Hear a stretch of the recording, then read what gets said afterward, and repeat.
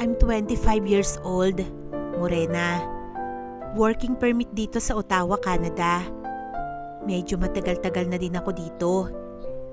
Medyo maganda ang panahon ngayon kaysa last year, sobra ang lamig. Kaya ako sumulat ay nais kong ilabas ang sama ng aking loob. Maski dito na lang sa pagsulat. Sa ngayon ay nag-aaral ako tuwing weekends. At weekdays ko naman ay nagtatrabaho ako. Medyo nahirapan akong humanap ng gusto kong trabaho dito. Kasi teacher ang background ko sa Pinas. Ngayon ay house cleaner ang aking pinagkakakitaan dito. Dati ay ayaw kong maglinis ng bahay. Kaso, nang nagkasakit yung isa kong kaibigan na si Mika, wala siyang kapalit. Kaya nakiusap siya sa akin na ako na lang daw muna ang maglinis ng bahay ng kanyang amo. Kailangan ko ng pera nung araw na yun. Kaya napilitan lang akong pumunta dun sa bahay na sinasabi ng kaibigan ko. Pinuntahan ko yung bahay na sinabi ng kaibigan ko na kailangang linisan. Napakalaki ng bahay, sabi ko. Naku, ang laki naman ng bahay na to. Baka hindi ko kayang linisin to ah. Pag doorbell ko, ay pinagbuksan ako ng isang babae at pinapasok ako sa loob. Napakaganda ng loob ng bahay nila at malinis naman. Sa isip ko di naman pala ako mahihirapan dahil sa medyo malinis naman. Natapos ko ng 6 hours. Medyo napagod din ako. Tapos sumunod na araw, ay tinawagan ako ng may-ari ng bahay na nilinisan ko. Sabi ay i-request daw niya sa kaibigan ko na ako na daw ang parating maglilinis ng bahay nila every Monday, Wednesday and Friday. Siguro nagustuhan nila ako. Tuwang-tuwa ako kahit papaano ay madadagdagan ang perang naiipon ko. 6 hours lang akong maglilinis ng bahay. May $90 na ako. Kaya medyo nag-i-enjoy na rin ako. Tuwing dumarating ako sa bahay na yon, ay may naka-schedule na ako kung ano ang mas uunahin kong gagawin.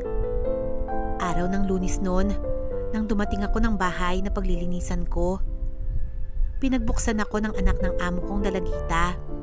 Papasok na siya sa school. Kaya sabi niya ay ako na daw ang bahala. Sabi ko walang tao sa bahay. Mukhang kayang-kaya kong tapusin ng 4 hours ang trabaho ko para makauwi ng maaga.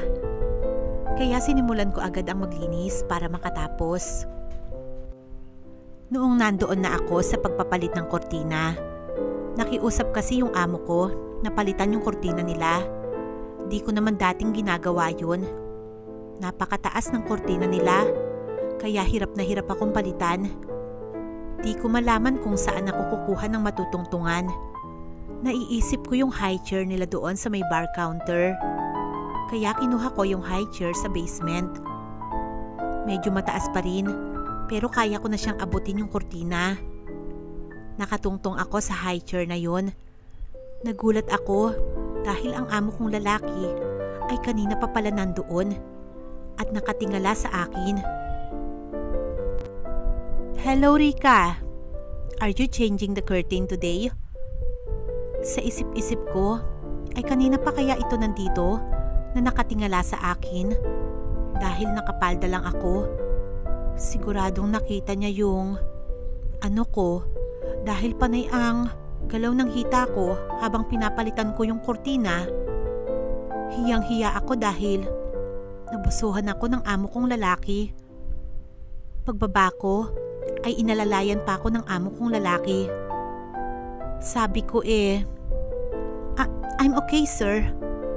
Pero sinalo pa rin niya ako at napahawak siya sa banda doon pagsalo niya sa akin. Habang ang isang kamay niya ay napunta sa legs ko at doon nakahawak. Kinilabutan ako sa hawak niyang yun. Sabi ko sa sarili ko ay, bastos itong amo ko ah. Nagpaliwanag siya na baka daw ako malaglag, sagutin pa nila. Di ko malaman ang aking sasabihin sa bilis ng pangyayari. Yung kamay niya ay napunta sa aking palda at parang may hinawakan. Kinakabahan ako ng oras na yun.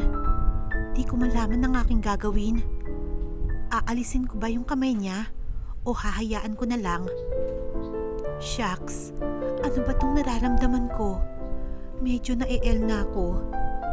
Medyo may edad na itong amo ko. Siguro mga nasa 40 na siya. Oh my, nagugustuhan ko ang ginagawa niya. Yung dalawang kamay niya ay hindi mapakali. Ang mga kamay niya ay napakalikot at kung saan-saan napupunta. Kinikilabutan ako sa ginagawa niyang yun. Ano ba tong nangyayaring to? Pagkatapos ay di siya makontento. Ay meron siyang ginawang kakaiba. Hiyang-hiya ako sa amo ko. At kitang-kita niya ang bagay na yun. You are so beautiful. Tinawag niya ang pangalan ko at may ginawa siya sa akin. Habang ang isa niyang kamay ay abalang-abala. Nanlaki ang mata ng amo ko dahil nakita niya ang magandang hubog ng aking katawan. Hiyang-hiya ako. Pipigilan ko na ba siya? Bago ko palang siya pigilan, ay pinaupo niya ako doon sa high chair. Sabi ko sa sarili ko ay, buti naman at tinigil na niya. Pero di pa pala yun. May ginawa siya sa akin pagkapaupo niya sa akin sa high chair. Akala ko ay titingnan niya lang. Napapikit na lang ako nung mga oras na yun at naramdaman ko na lang ang ginagawa niya. Gustong-gusto ko ang kanyang ginagawa. Napadilat ako at sa may kisami ako nakatingin. Ngayon lang ako nakaranas ng ganito. Gustong-gusto ko ang amo ko habang ginagawa niya ang bagay na yon. Habang abala siya sa kanyang ginagawa, ay unti-unti ko namang pinagapang ang aking mga kamay. Pagtingin ko sa kanya, ay nagulat ako dahil kahit may edad na ito, ay maganda pa rin ang tindig ng kanyang katawan. Natakot ako ng bahagya dahil sa bagay na nakita ko sa kanya. Napapikit na lang ako. Di ko alam ang aking gagawin. Dahil sa may kasamang L na rin ang aking nararamdaman. Hinawakan niya ang dalawang braso ko ng dahan-dahan. Napapikit ako ng unti-unti at dahan-dahan niyang hinahalikan ang aking leeg. Mula sa aking leeg ay kumakalat ang kanyang halik at sinimulan niya ang gagawin niya sa akin. Medyo nahirapan siya sa kanyang gagawin pero alam niya na gustong-gusto ko ang kanyang ginagawa. May lumabas na onting boses sa aking bibig. Alam niya na gustong-gusto ko ang mga nangyayari. Bumalik siya sa aking labi. Naging mainit ang aming halikan. At pagkatapos nun, ay bumalik siya sa kanyang ginagawa. Pabilis na ito ng pabilis. At sa aming dalawa, ay ang maririnig mo na lang ay ang malalakas at maliliit na boses.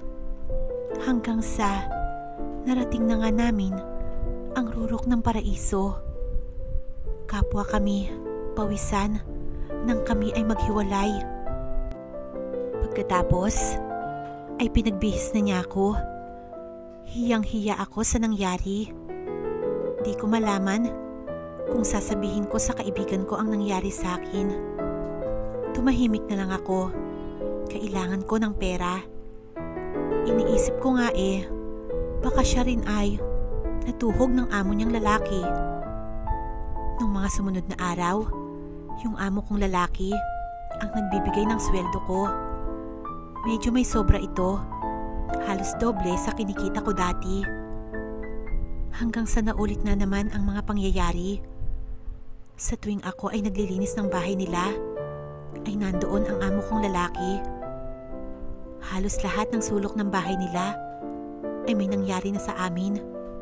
Sa kusina, sa washroom, sa laundry, sa salas at sa bar nila, sa may basement, Habang nanonood ng movie, ay iniisip ko na lang yung dati kong BF ang gumagawa sa akin noon.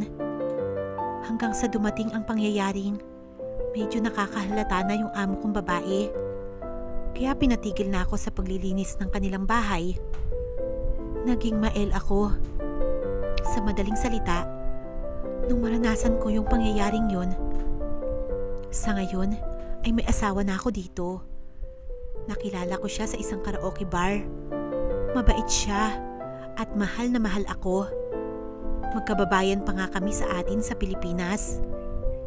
Ang problema ko ngayon ay nung minsan, pumasyal kami sa isang mall ng aking mister. Nakita ko ang dati kong amo lalaki.